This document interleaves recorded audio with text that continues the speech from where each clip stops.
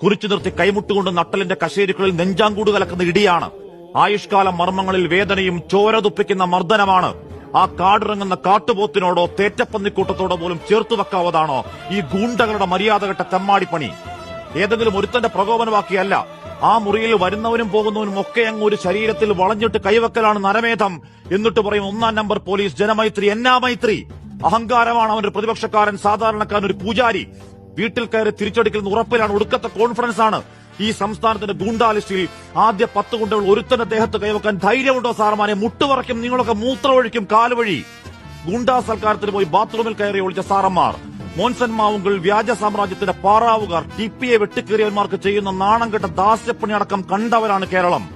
ആ വേദനയുടെ വർഷങ്ങളിൽ ഒരു കുറ്റവും ചെയ്യാത്തൊരു പൊതുപ്രവർത്തകന്റെ അകത്താളിയ തീയാണ്.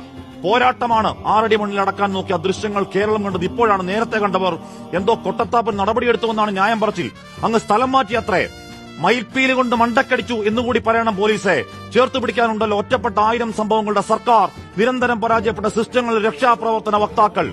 ആ ക്ലീശയ വർത്താനങ്ങൾ മാറ്റിവെച്ച് ഈ നരാധമന്മാരുടെ കാക്കിയൂരി കാപ്പ ചുമത്തി നാട് കടത്തിയില്ലെങ്കിൽ, കേരളത്തോട് സമസ്താപരാധം പറയുന്നില്ലെങ്കിൽ ആഭ്യന്തര വകുപ്പെ, സർക്കാരെ, ഒരു അയ്യപ്പ സംഗമവും രക്ഷയ്ക്കെത്തില്ല. ഈ അട്രോസിറ്റി കണ്ട് ഗതികെട്ട മനുഷ്യന്റെ പൊട്ടുന്ന രോഷം